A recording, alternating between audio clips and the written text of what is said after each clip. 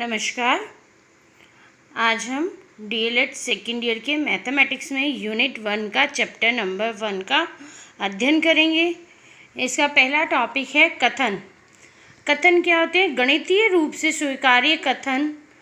कथन वह वाक्य हैं जो ना तो आदेश सूचक वाक्य होते हैं, ना ही वो प्रश्नवाचक वाक्य होते हैं और ना ही वो विस्मयबोधक वाक्य होते हैं। उदाहरण, आपकी आँखों का रंग क्या है? ये एक कथन नहीं है, ये क्या है? एक प्रश्न है कि आपकी आँखों का रंग क्या है।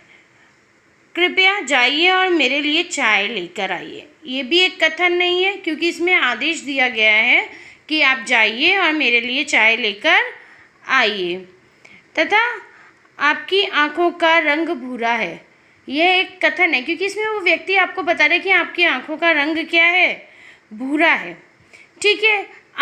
कितनी सुंदर शाम है, ये क्या है? ये एक कथन नहीं होगा, ये केवल एक वाक्य कहलाएगा, क्योंकि इसमें क्या हो गया? विस्मयबोधक बात आ गई है। ठीक है। कथन सदैव 3 प्रकार के होते हैं।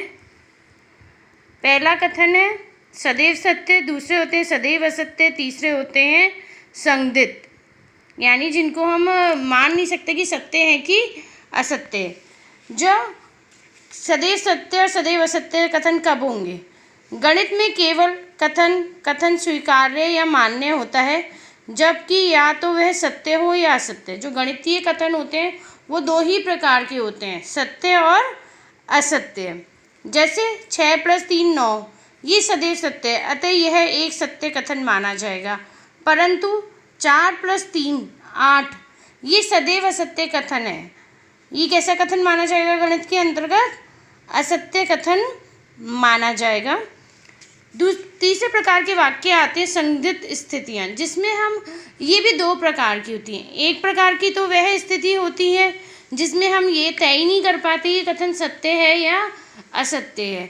दूसरा है वह कथन होते हैं जो व्यक्ति आधारित होते हैं, यानी वो व्यक्ति के ऊपर निर्भर करता है कि उसको सत्य मानते हैं कि नहीं मानते। जैसे अब हम ये पहला वाला संदिग्ध कथन लेते हैं कि जो हम सत्य और असत्य का पता नहीं लगा सकते। जैसे कल सोमवार है, अब हम ये भी नहीं कह सकते कि सत्य है और ये भी नहीं कह सकते असत्य है, क्योंकि हमें आज का दिन ही नहीं पता।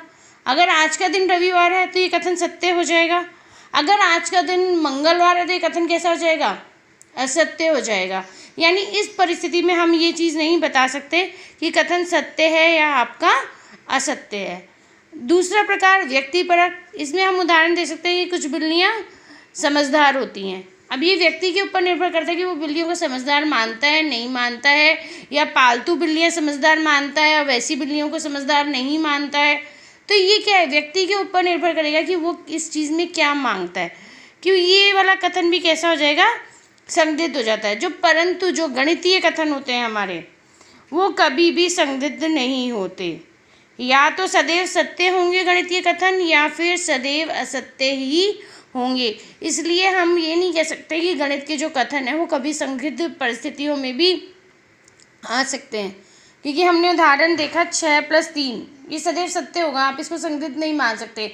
ये किसी व्यक्ति पर भी आधारित नहीं है और इसमें हमें ये भी नहीं है कि ये आंसर सही है या नहीं। और दूसरा कथन 4 + 3 8, ये असत्य ही होगा, संदिग्ध अवस्था में जाएगा ही नहीं, क्योंकि इसमें हम ये भी नहीं मान सकते कि ये सही है कि गलत है ना। ये यानी गलत है तो ये गलत ही कहलाएगा, वो सही है तो वो सही ही कहलाएगा। यानी जो हमारे गणितीय कथन होते हैं वो सदैव सत्य या असत्य ही होते हैं, कभी संदिग्ध कथन नहीं होते। तो गणितीय कथन के बारे में हम क्या कह सकते हैं? जो कथन होते हैं वो सदैव सत्य या असत्य ही होंगे, संदिग्ध स्थिति में नहीं होंगे।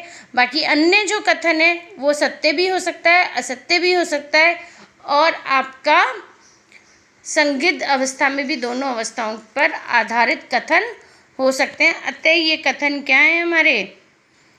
सत्य, असत्य और संदिग्ध होंगे। परंतु गणितीय कथन हमेशा सत्य रहेगा या फिर असत्य ही रहेगा, तभी वो गणितीय कथन कहलाएगा। धन्यवाद।